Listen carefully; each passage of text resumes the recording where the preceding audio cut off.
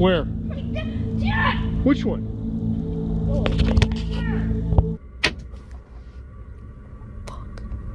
What the is that? They got their rifles.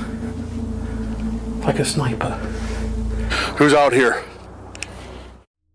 Joe and Elliot, the seasoned explorers behind the YouTube channel Ghost Theory, are no strangers to the paranormal. They've investigated some of the most haunted places across the globe. But nothing prepared them for what happened on the night of June 1st, 2024. An encounter so terrifying, it nearly cost them their lives. Their plan was simple: explore an abandoned mental asylum deep in the UK countryside and camp overnight on the roof.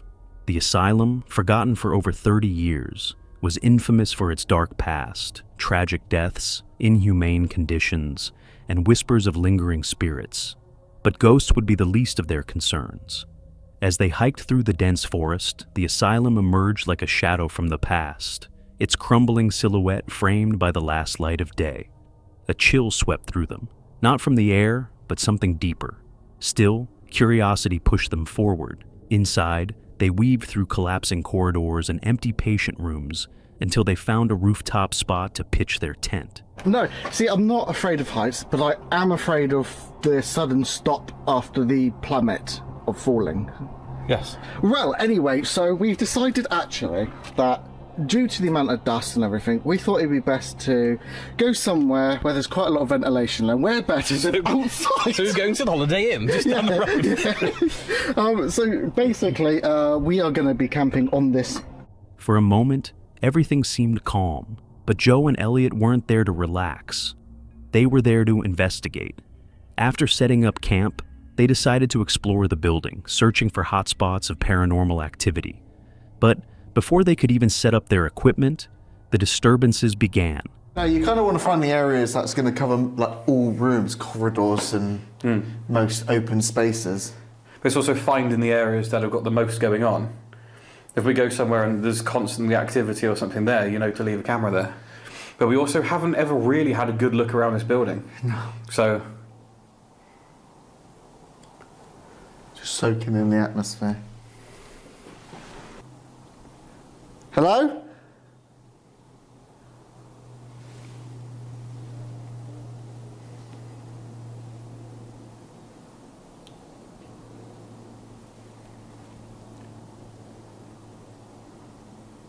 Is anybody here that can hear us? Soft footsteps echoed from the floors below. They called out. No answer. Silence fell, thick and unnerving. They brushed it off at first, but as they moved deeper into the asylum, the sounds grew louder.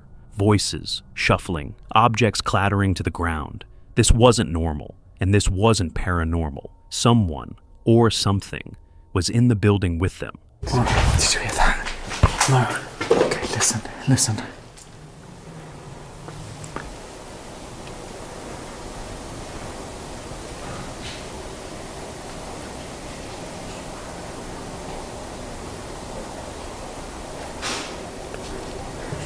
That's people, isn't it?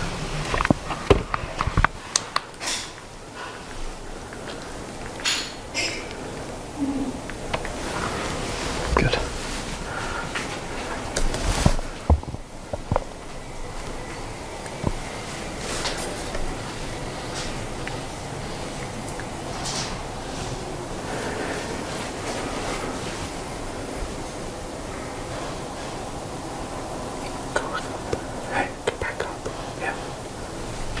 Cautiously, they crept upstairs, switching off their lights and activating night vision.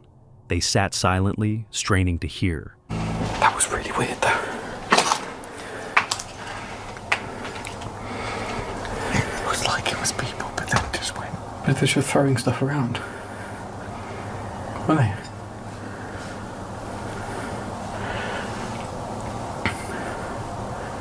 They were like throwing things into the building and shit. Are they out there? I can't see them. I can hear them. Yeah, I don't like it. They were quiet because it's not like people have just like come in, They've not come in around. chatting and stuff either. Yeah, there's just random things got thrown about from like multiple angles. Then more noises, heavy footsteps, voices again, closer now. They waited 5 agonizing minutes in darkness before deciding to investigate. What they saw made their blood run cold.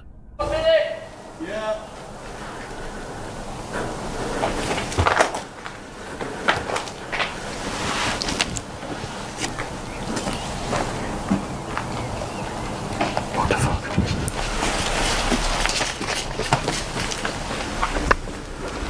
They catch them. They're in army gear.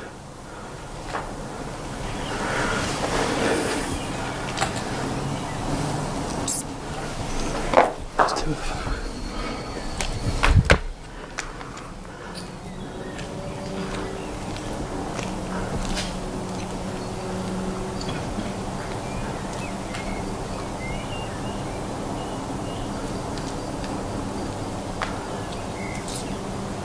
Have they got weapons? Yeah. They've all got guns and shit. Are they coloured guns? Hey? Are they coloured guns? No. Proper like black. They're proper rifles. Like they're stood like this. They're like this long. They're air rifles. You're fucking kidding. Like the proper pellet rifles. They're rifles. Like a sniper. He's got a full fucking helmet on and everything. That's illegal. But there's 2 of them sat down there where the entrance is. That's illegal though. Yeah. Multiple figures, possibly armed, were moving through the lower floors. Joe and Elliot froze. The peaceful exploration had turned into a horror movie. Their instincts screamed run, but they couldn't risk being heard. Get down! I don't know what they're doing. There's quite a few of them. How many roughly? I've seen 4. And they all have guns. Well, not guns, but... And what made it worse? This was the UK. Firearms are strictly regulated. If these people were armed, it meant one thing. They were serious. The explorers quietly grabbed their GoPros, abandoning the tent and any plans of documenting paranormal activity. Actual plan, not just a, hi. Do you know what I mean? I feel like we need to put the stuff away, minus these. Let's go. That's the first plan. So we've got movement. Now, it was about survival. They crept through the asylum, trying to remain unseen. But the danger wasn't over. Loud bangs echoed through the halls. The voices grew louder, more aggressive, and came from every direction. What was that? What the fuck? Like a fucking machine gun.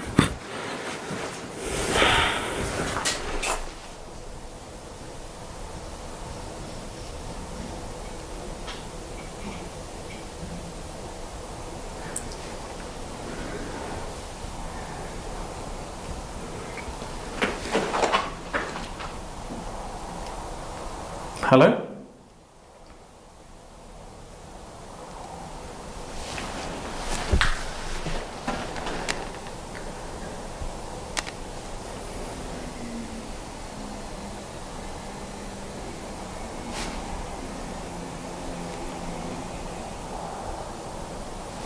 Is that a voice? Is that a fucking angle grinder?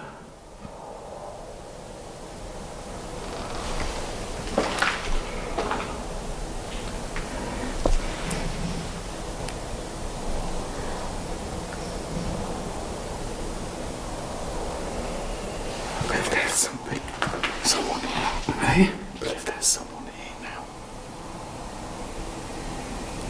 There's a voice, isn't it? It's...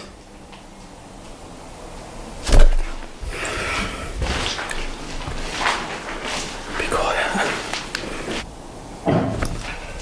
This is some horrible fucking shit.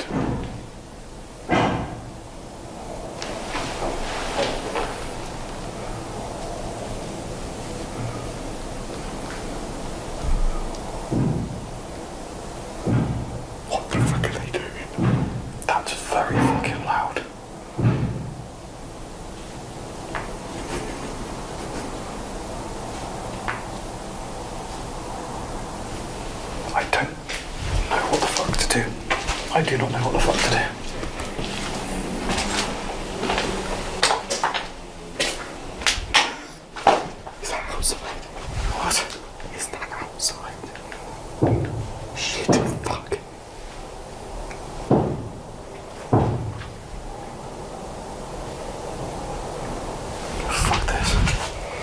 Fuck this. Fuck this. What the fucking hell is that? Joe and Elliot were surrounded, and whoever these people were, they weren't just messing around. The explorers shut off their lights, holding their breath, praying they wouldn't be found.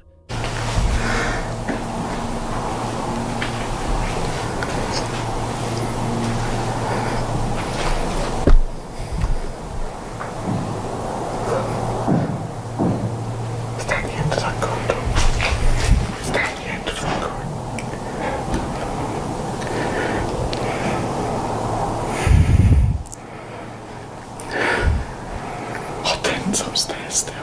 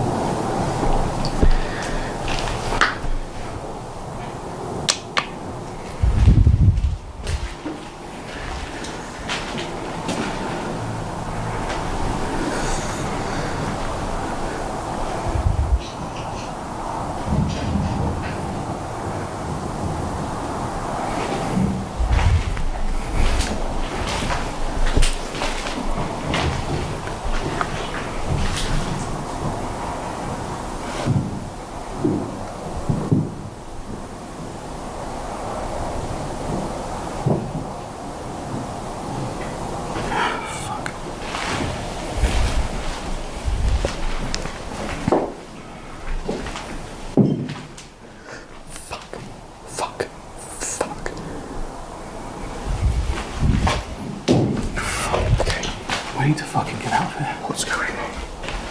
We need to get out. We should go. What's happening? What? They're nicking this shit. Get your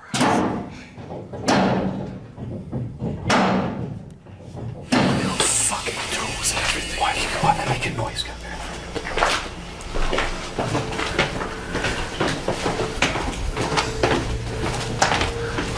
Then, one final noise gave the intruders away. A loud metallic clang echoed from just down the corridor. That was their chance. Without looking back, Joe and Elliot sprinted out of the building, through the forest, and into the safety of the night. Fuck the tent. People turn up with guns. Whatever guns, whether they're airsoft, air rifles, whatever, I have no idea. And then whack out with some fucking angle grinders. But the thing is, he heard his name, whatever. So, whatever. Have you got the ladder? So they brought fucking ladders in and everything. How? I don't know. Did they get past? There are multiple ways into that building. Yeah. We must have literally walked around the outside when they came in the other side. Okay. It has to have done. Their hearts pounded as they reached their car and sped off, beginning the 6-hour drive home, alive but shaken to their core. Joe and Elliot never returned to that asylum. What's up, Silent Nightmare family? I have something huge to share with you today. We just crossed an incredible milestone, 50,000 subscribers. But now it's time to set our sights even higher. If we hit 100,000 subscribers by the end of September, 10 lucky subscribers will each receive a $50 gift card. You can choose any gift cards. That's $500 in total prizes as a thank you to this amazing community. It's super easy to enter. Subscribe to the channel if you haven't already. Like this video, comment below with your favorite Silent Nightmare video or your scariest camping story. That's it. Let's hit 100K together and celebrate the only way we know how, with a massive giveaway. Meet Chris, a YouTuber you might recognize from his channel, Omega. For over a decade, Chris has captivated audiences with thrilling videos, starting with lighthearted content before diving headfirst into the eerie world of haunted and abandoned places. But in this video, we're taking you back 5 years, to May 7th, 2019. A seemingly peaceful day when Chris set out on one of his most chilling adventures yet, an overnight trip to the longest abandoned Nazi train tunnel, a place steeped in mystery and death. Hidden deep in Poland's Owl Mountains, this colossal tunnel system was constructed during World War II, allegedly intended as a top-secret military base. To this day, no one truly knows its full purpose. Construction was never completed, and very few records remain. Stretching for miles underground, These tunnels were carved out using forced labor, costing thousands of prisoners their lives. Now, all that remains is darkness and unanswered questions. Man, it seemed like forever since I've done one of these. According to the GPS, we're coming very close to Spooner's Tunnel now. I think it's just down at the bottom of this hill here. I'm actually quite anxious about doing this overnight challenge.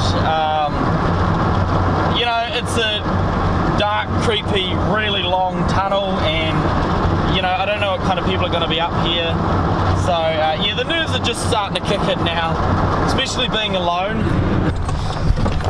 Okay, here we are here. The only person I have with me is Max. You know, man's best friend and everything. Oh man, look at that. There's a vehicle over there that's burnt out too. Oh man, look at it. Hope it's not a popular spot for people to... Chris arrives at the dense forest trailhead with his loyal dog Max by his side. Together, they begin the hike toward the tunnel entrance. As they approach, a strange unease sets in. A chill runs down Chris's spine. This is not the kind of place you want to be at night, especially not alone, and yet, that's exactly what he planned. The thing that I'm mostly worried about is people coming up here.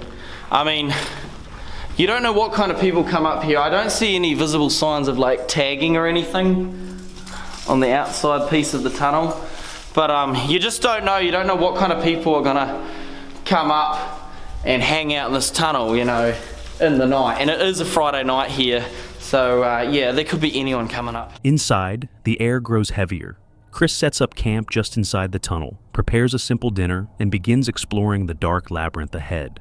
As night falls, the silence becomes deafening. Getting to the stage where I'm getting extremely tired, but we're gonna keep pushing, and we'll do a walk through the tunnel soon. It's like the eerie silence is just getting to me at this point, and I'm hearing things left, right and center, trust me. Maybe we can wander down a bit of the way to see what we may find. Wanting to give viewers a sense of just how pitch black it really is, he switches off his flashlight. Like right here, I'll turn my light off. You ready? 3, 2, 1. I literally got the light on the camera, that's it.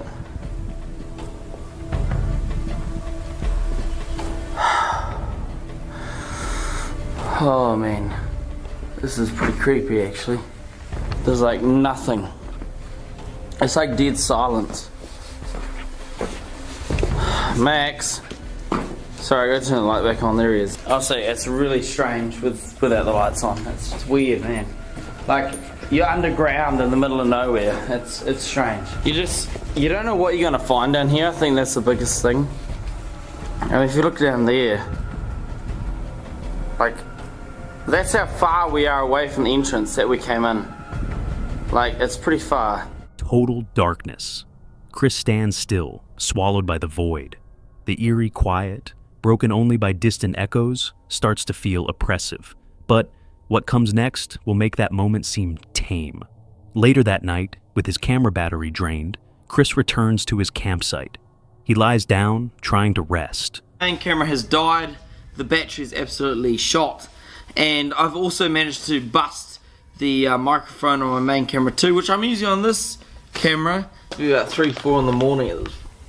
I feel extremely tired, and I don't feel like I'm on this planet right now. I honestly keep hearing things, it's ridiculous, I don't know. While the hollow tunnel groans around him. Then suddenly, a strange beeping sound pierces the silence. It's coming from deeper inside the tunnel. Oh my gosh, damn tripod. I hear some sort of tune. Max, come here. Come here. Oh, shit. Oh. Max. Who's that? Who's that, Max? What the actual? Can you guys hear that? Oh. Max. Reluctantly, Chris grabs his light and ventures toward the noise, trying to find its source. That's when he sees it. I don't know if you guys can hear this on the camera, but there's something. What is that?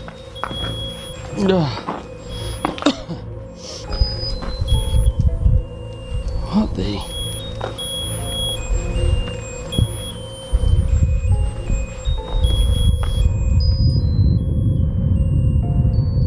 Hello?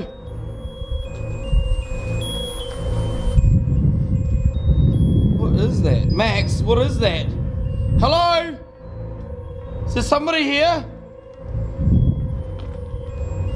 That's just creepy as... What the hell? Is anyone here? What is that? Oh! Max! Hurry up! Max! Max! A man, standing motionless on the edge of the tunnel wall, watching him. Chris freezes. He calls out, "Hello? Is someone there?" No answer, no movement, just the chilling presence of a figure that shouldn't be there. Whoever this man was, he made no attempt to explain himself, no effort to come forward. It felt like he was waiting for Chris to get closer, or worse, waiting for the right moment to strike. Panic takes over. Chris grabs Max and bolts, sprinting out of the tunnel and back into the woods. He doesn't stop running until the cold night air fills his lungs and the tunnel entrance is far behind them. And I don't have any intention of going back in there. That was just strange beyond belief. Chill, I got the chill personality.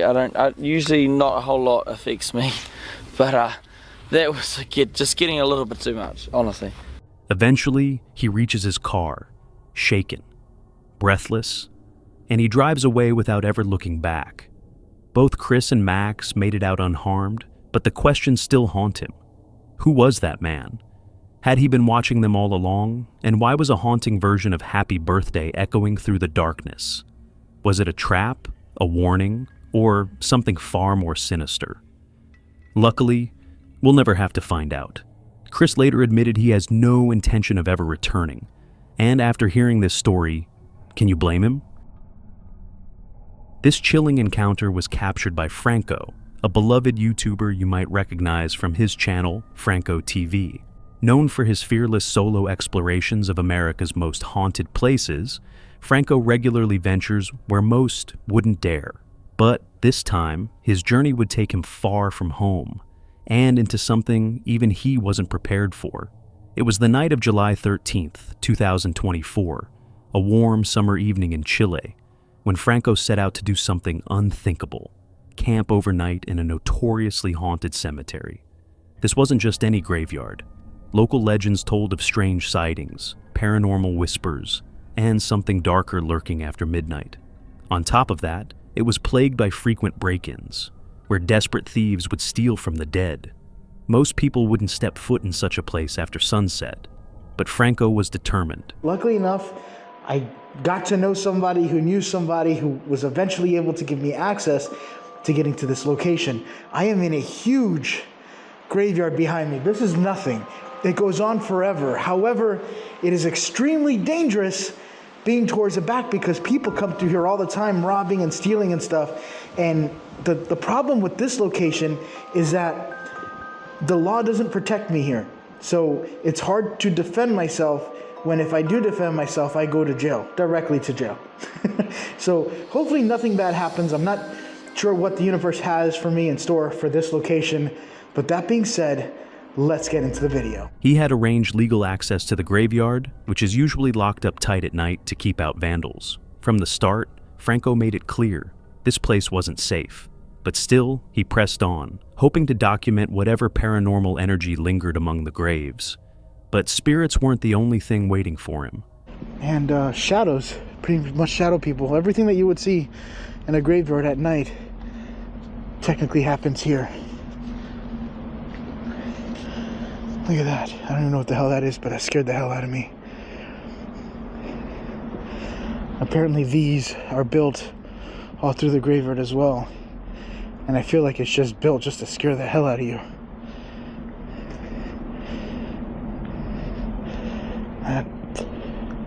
I think that's a statue. Jesus Christ, that is horrifying. Yeah, that's a statue. Look at this.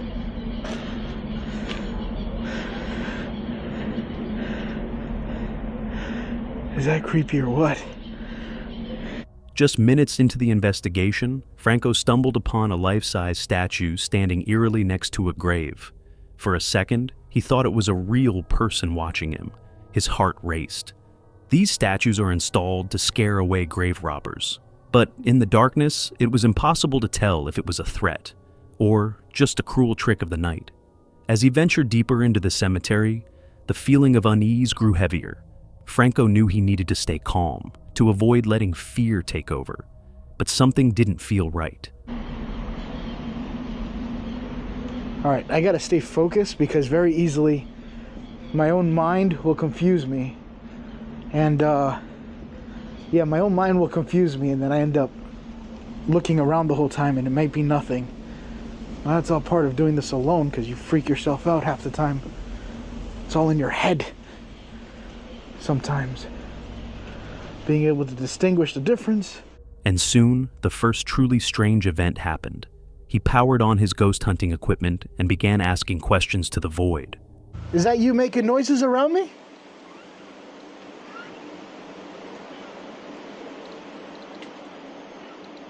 It is so dark here. There's no moonlight, so I don't really have any chance of seeing anything unless I have an IR light.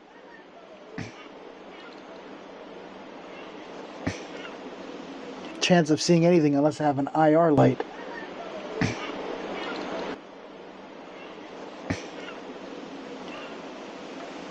I don't know if you guys could hear that, but I'm hearing some random stuff.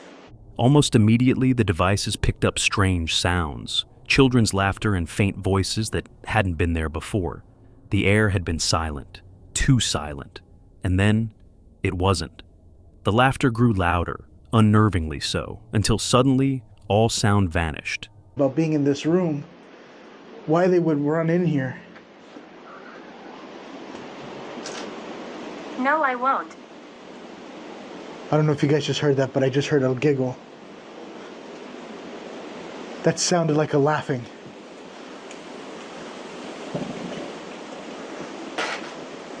Oh, that was creepy. I just literally heard a laughing. Why they would run in here. Dead silence, as if whatever was trying to communicate had abruptly pulled back. After 10 long minutes, Franco packed the equipment away, unsure of what he had just experienced. But the night was only beginning.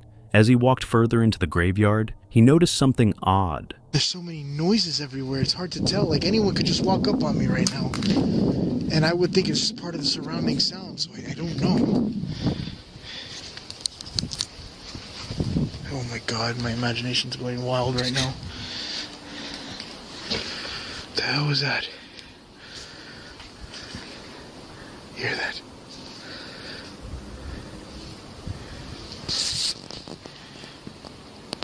That sounds like something moving for sure.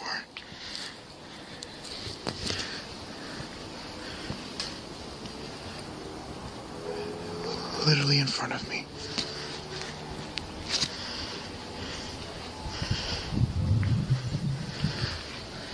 A birthday balloon, swaying eerily in the light breeze. The sight was out of place. Wrong. And then something happened that shook him to his core. Happy birthday to you. Happy birthday, dear. Holy something just hit the balloon. The balloon just moved kind of chaotically right now. The balloon moved, not from the wind, but as if something invisible had touched it. Franco scanned the area with his flashlight. Nothing, no strong wind, no person, no movement, and yet something was there, watching. Now, fully on edge, Franco switched his camera to night vision and sat silently among the graves, trying to make further contact, while also remaining hidden from any possible intruders. And that's when his camera picked up something truly terrifying. Is there anybody standing next to me? Over here is that creepy statue. Let's see if I can find it. Right there. Oh my god, that is horrifying. I just noticed that she's got a Catholic necklace. It's just creepy on thermal. Everything on thermal is creepy. Is there anybody that would like to communicate with me tonight? Now's the time to talk. What the was that?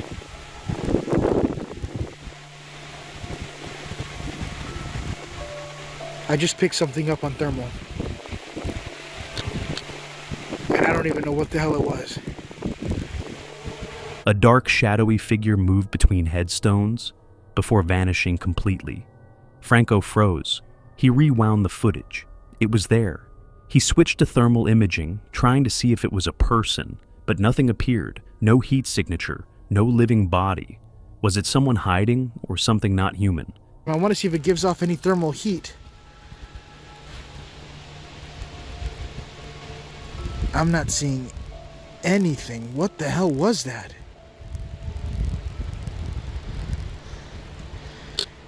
Whatever it is just stopped right over there and it's kind of hiding. I just switched back, and what is creepy is that whatever the hell I just seen,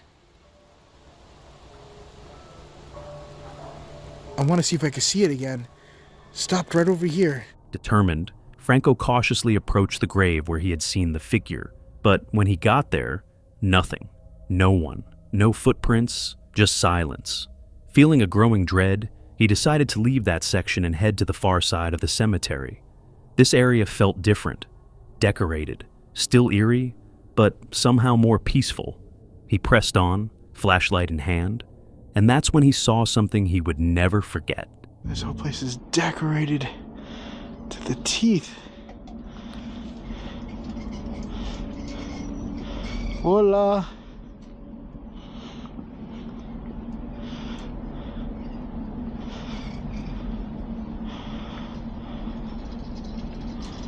Oh, fuck.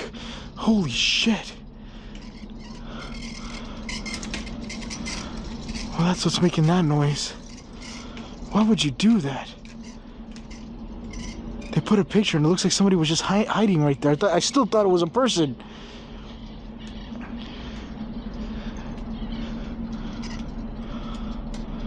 Jesus Christ.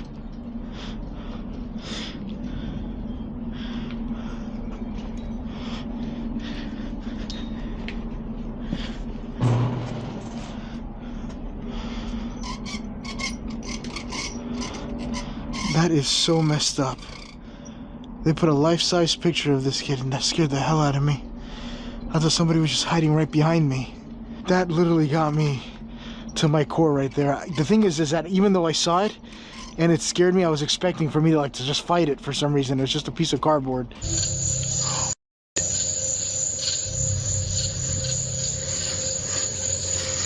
That's the mausoleum. What the is that?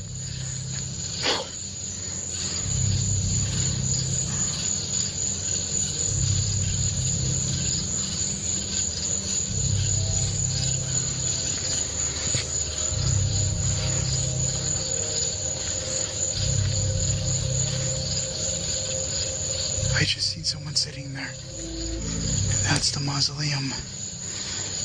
What the is that? And that's the mausoleum. What the is that? The details of what he saw aren't clear, but whatever it was, it terrified him. Enough to make him retreat. Franco tried to calm his nerves, reminding himself of his goal to stay the entire night. But I definitely seen something black. I'm pretty sure that's where the sounds of the screams are probably coming from. I'm pretty sure that whatever that was probably most likely the same lady or the same thing that I seen crossing the road the last time and that walked in the middle of the road. And it was probably trying to draw my attention because I came in here and I did shine my flashlight a couple of times. Franco made a decision. He wasn't going to wait to find out what it wanted. Choosing safety over answers, he backed away slowly, never turning his back, then made his way out of the graveyard as quickly and quietly as he could. When he finally reached his car, he drove to the nearest hotel, shaken and sleepless. Days later, Franco uploaded the footage to YouTube, and viewers were stunned. Some claimed it was a hoax. Others believed he had come face to face with something truly supernatural. Franco himself admitted, The events of that night still haunt him. Was it a spirit? A prankster hiding in the dark?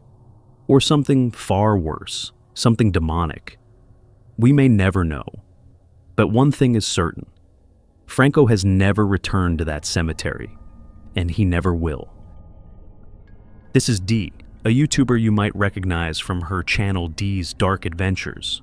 She's known for her love of camping and the outdoors, often sharing peaceful getaways and serene landscapes with her audience.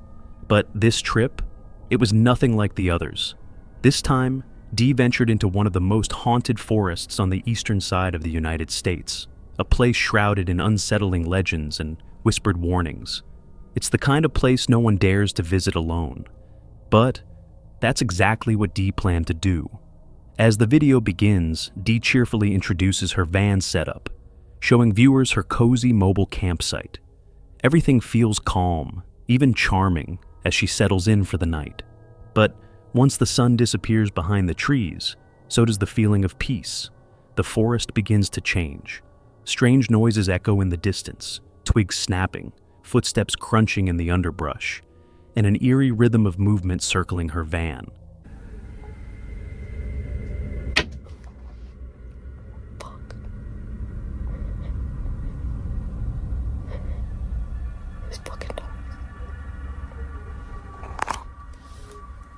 A loud hit against her van jolts her attention to the darkness outside. She tries to stay calm, telling herself it could be an animal, but then the barking starts. Not nearby pets, but the panicked, high-pitched barks of distressed dogs. And the strangest part? She's deep in the woods, miles from the nearest town. Who would have dogs out here, and why were they barking like that?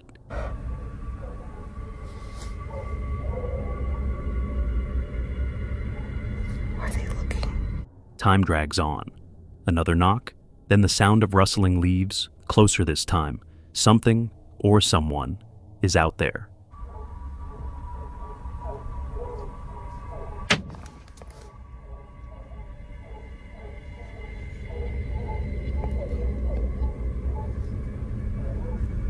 Dee remains motionless inside the van, hoping whatever it is will just leave. For the next 30 minutes, the sounds continue. Scraping, footsteps, then complete silence. A silence so sudden, it's almost louder than the noise before. Feeling a moment of courage, Dee opens the door and cautiously peers into the trees, hoping to spot what caused all the commotion. But there's nothing, just the endless blackness of the forest.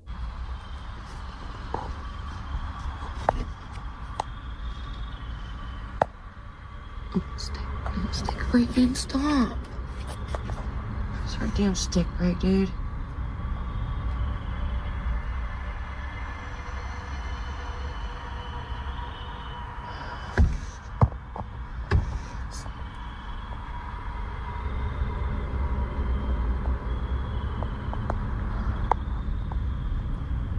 Dude.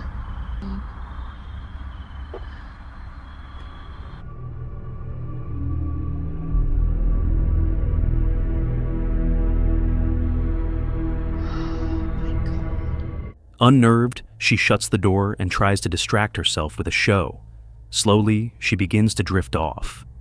Then, the barking returns, louder, more frantic.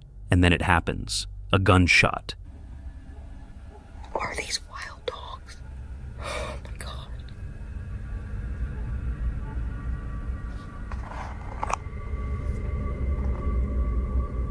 It rings through the woods like a warning. Dee freezes, then another gunshot. That's it. She's done. Dee jumps into the driver's seat, heart racing, slams the gear into drive, and speeds away, not stopping until she's far from that cursed forest. She's shaken, but safe. It isn't until later, when reviewing her footage, that she notices something chilling. In a single frame, barely visible, eyes glinting in the shadows, watching her van. Eyes she hadn't noticed before. Was it a person knocking on her van? Were they the ones firing the gun? And why were they out there in the middle of nowhere? The answers remain a mystery. But one thing's certain, Dee will never return to that forest again.